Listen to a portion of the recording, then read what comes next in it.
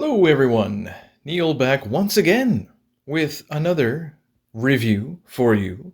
It's a streaming review, of course, and there will be spoilers, so heads up. I'm going to be reviewing Obi-Wan Kenobi parts 4 to 6. I'm going to be mostly focusing on part 6 because it just dropped. And yeah, this was a very interesting show. It kind of drove some fans crazy with some potential canon ruining stuff and oh this can't happen. Oh, this character's not supposed to be dead yet. Well, I think all that fear, or at least much of it, can be put to rest. There are some holes here and there, some logic that's kind of out the window at times. But then again, logic's for Vulcans, right? And that's Star Trek, not Star Wars. So the truth is that Star Wars doesn't always make sense because Star Wars is an outer space adventure fantasy, and not everything that is realistic in our world, or that could be realistic in our world is going to happen in Star Wars. So there's a lot of, suspension of disbelief, let's say, going on with the Obi-Wan Kenobi series and really just with Star Wars in general, really. I mean, let's face it. So let's start with part 4 here. So part 4 begins with Leia having been captured by Reva. Reva? Is that short for revenge? I think that might be a kind of play on words there for the word revenge, because Rev is all about revenge. And she's got lessons to learn in this show, although she is still, really mainly just a subplot. The show is still about Obi-Wan and Anakin's pursuit of him, or I should say Darth Vader's pursuit of him. So Reva is interrogating the young princess, but she doesn't reveal anything about the path, the resistance. While Kenobi is attempting to rescue Leia, he actually stumbles upon a bunch of dead Jedi they seem to be like preserved in amber, like like the mosquitoes in Jurassic Park. Is kind of creepy. Tala and Obi-Wan, they do wind up rescuing Leia, kind of a clumsy way near the end, but they are rescued and they regroup with the path, this resistance. I guess that's pre-rebellion. But Reva placed a tracker on Leia's droid. So, yeah, they know where they are. They know where they all are now. So that's cool. Kind of a nice way to end that episode. I really did enjoy this episode quite a bit, even though it was a little goofy near the end, but that's okay. I'm still going to give it a 9 out of 10. Part 5 wasn't quite as good, as a whole as part 4, except for the opening, which was fantastic. There's this wonderful scene where we see Anakin and Obi-Wan, circa Attack of the Clones, doing their lightsaber training. And it's just an excellent callback to episode 2. And of course, Hayden is not going to look exactly like he did back then, and neither really is Ewan McGregor, although Ewan McGregor doesn't seem to age very quickly. Not at all. I mean, he must age quickly now in order to look like Alec Guinness, right, by episode 4. But no, I mean, neither of them have aged much, but you can tell that Hayden is a little bit older here. It's 20 years, later since he looked like this, with the little Padawan kind of ponytail in the back there kind of thing. So yeah, it's understandable, right? But the rest of this episode, though, beyond the fantastic little sparring battle that they have there in the flashback, the rest of the episode is just not great. There's a lot of, logic thrown out the window here. Like I said, Reva winds up tracking down Leia and the path, and unfortunately, there's all these Imperials knocking at their door, and they're trying to blast down the door. But Reva winds up revealing to Kenobi through the door that she actually wants to kill Vader.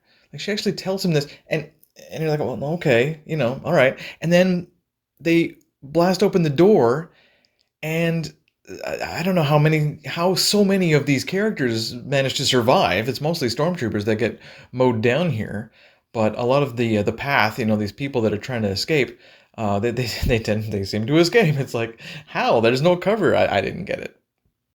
So the reason Reva wants to kill Darth Vader is because she's a former Padawan who survived attempted murder at the hands of Anakin, I guess. It's a little hard to believe that Anakin wouldn't finish her off, but then that becomes kind of a running theme in this show, doesn't it? It's like Vader just lets him go. I'll just let him live, I guess. I injured them. That's enough for me. Like, okay, I guess he wants people to suffer and not murder them necessarily, like so many Imperial commanders in The Empire Strikes Back.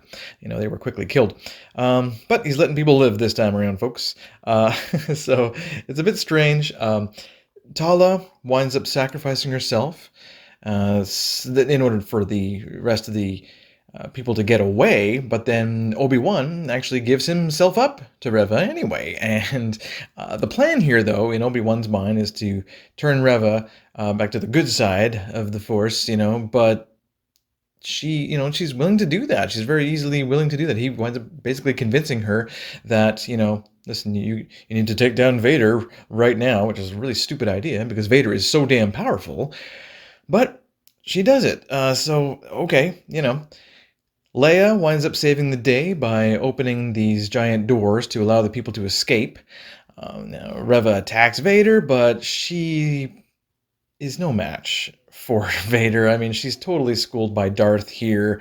He toys with her, he doesn't even use a lightsaber at first. But she thought she could take him. I don't know why she thought she could take him. She thought she would be better than Anakin Skywalker, the chosen one, Darth Vader. Come on now. So he stabs her, just like he did in Revenge of the Sith, apparently, but once again, he doesn't finish her off. The Grand Inquisitor comes back. We see him, as he wasn't killed either before being stabbed. So I guess he can survive that, and so can she. I don't know. Can Force users survive being stabbed in the stomach, apparently? Okay, I guess we're going to go with that. But the injured Reva actually discovers a message from Bail Organa on Kenobi's transmitter revealing Luke's location on Tatooine. So, now she's after Luke.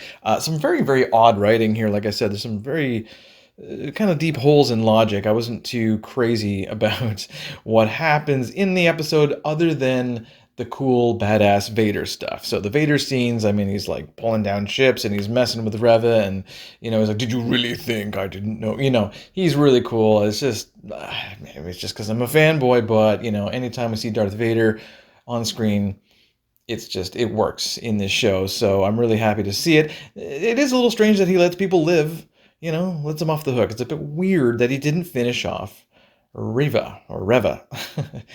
Anyway, I'm going to give this episode a 7 out of 10. Now on to part 6. Part 6 is the payoff. Now the main plot of this episode is all about Obi-Wan versus Anakin, Vader one more time. And the subplot is about Reva going after Luke, of course. Now, the duel here between Kenobi and Vader is excellent. I thought it was really cool, really well done. Really a lot more satisfying than the disappointment encounter they had in Episode 3. But it actually echoes the battle between Ahsoka Tano and Vader in the Rebels episode.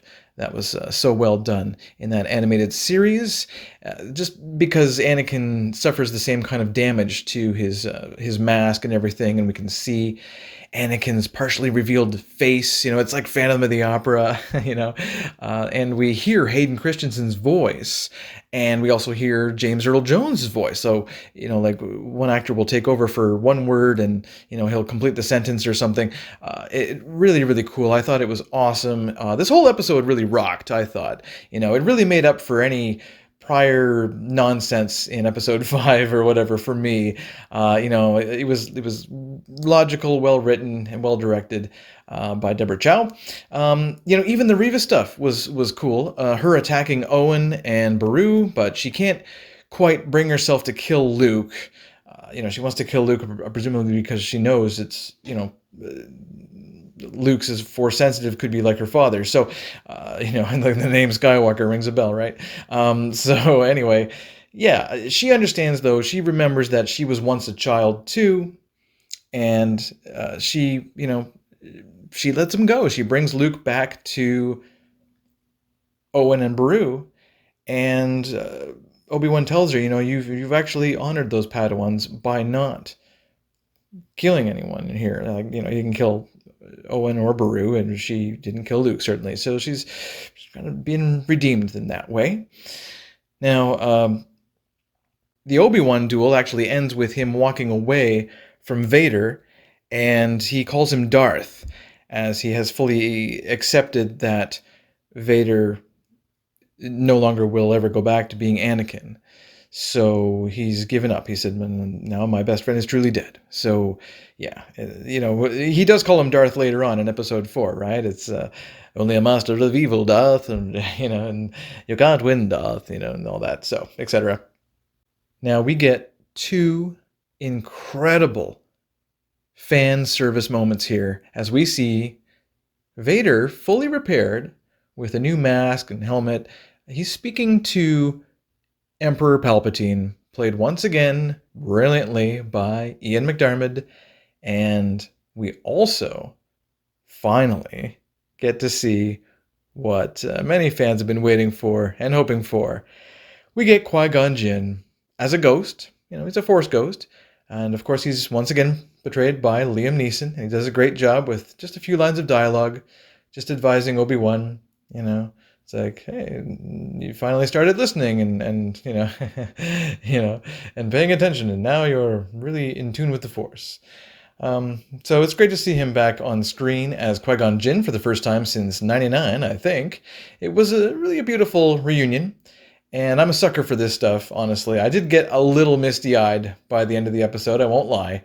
Obi-Wan, he also gets to see Leia and Bail Organa one more time, and he also gets to finally meet Luke.